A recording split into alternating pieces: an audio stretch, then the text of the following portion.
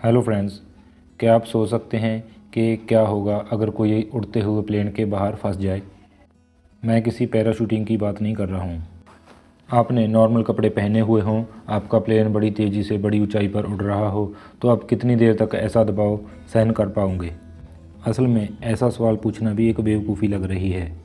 ऐसा करने का जिगरा किसके पास होगा। हमारी ये स्टोरी एक ऐसी ही अद्भुत घटना पर आधारित है।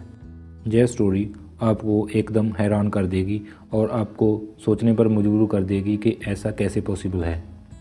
तो हमारे साथ बने रहें। यह स्टोरी 10 जून 1990 की है। एक विमान ने बर्मिंघम इंग्लैंड से सुबह 7:20 पर उड़ान भरी और ये स्पेन के लिए जा रहा था। इस विमान में 81 यात्री और 6 क्रू मेंबर मौजूद थे। सेकंड पायलट एलिस्टर जहाज़ का टेक ऑफ कराता है। इसके बाद सेकंड पायलट जहाज़ का कंट्रोल जहाज़ के कप्तान टिम लैनिस्टर को देता है। ये दोनों इससे पहले ऐसी उड़ानें अनगिनत बार उड़ा चुके थे। इस उड़ान में कुछ भी अजीब नहीं लग रहा था, सब कुछ नॉर्मल था।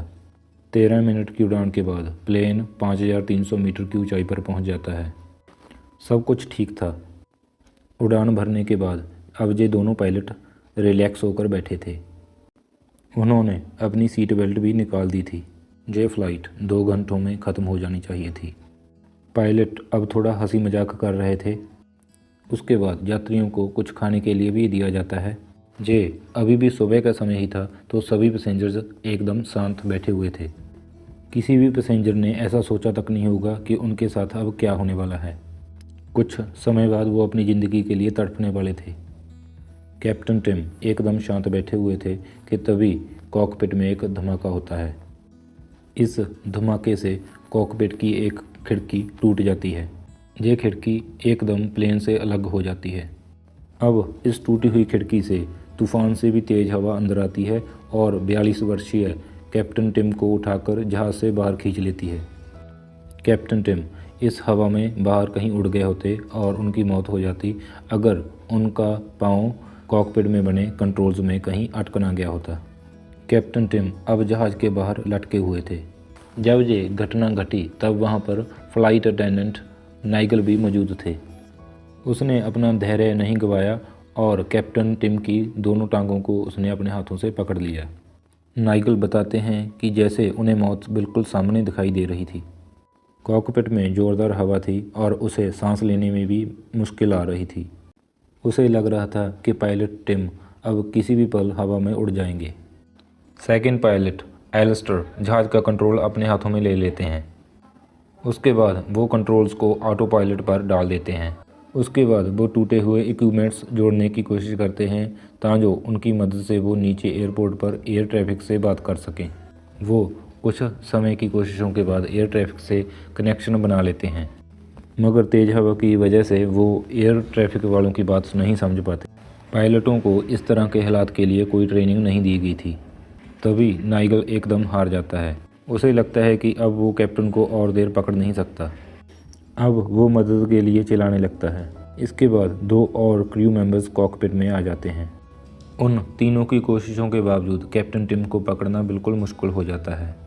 नाइगल बताता है कि वो भी कैप्टन टिम के साथ उड़ने ही वाला था कि तभी वहाँ पर एक और क्रू मेंबर जॉन आ जाता है और वो उसकी पैंट की बेल्ट को पकड़ लेता है। तेज़ हवा से कॉकपिट में से हर एक चीज़ बाहर उड़ रही थी। एक ऑक्सीजन का सिलेंडर नाइगल के सिर के बिल्कुल पास से गुजरता है, मगर नाइगल इस सिलेंडर से बाल बाल बच जाता है। अब नाइगल कैप्टन को और नहीं पकड़ पाता, तो एक और क्रू मेंबर वहाँ पर आता है। वो कैप्टन टिम की टांगों को पकड़ने की कोशिश करता है। सभी पैसेंजर्स बुरी तरह डरे हुए थे। विमान की लैंडिंग अब आसान नहीं होने वाली थी। तेज़ हवा से कॉकपिट की दूसरी खिड़कियां भी उखड़ने का डर था। यदि वो उखड़ जाती तो सब कुछ ख़त्म था। कुछ समय के बाद एक क्रू मेंबर कहता है कि कैप्टन टिम को छोड़ना पड़ेगा। इस पर नाइगल कहते हैं कि वे ऐसा नहीं करेंगे। नाइगल कहता है कि वो टिम के बच्चों और उसकी बीवी का सामना नहीं कर पाएगा। अब नाइगल ठंड की वजह से सुन्न पड़ने लगता है। क्रू मेंबर्स को लग रहा था कि टिम अब तक मर चुका होगा। उनके लिए टिम को छोड़ना वैसे भी मुश्किल होने वाला था, क्योंकि टिम की बॉडी जहाज़ के लेफ्टिनेंट को टकरा सकती थी। एक फ़्लाइट अटेंडेंट सूजन सभी पैसेंजर्स को शांत करने की कोशिश करती है। वो सभी को सीट बेल्ट लगाने को कहती है।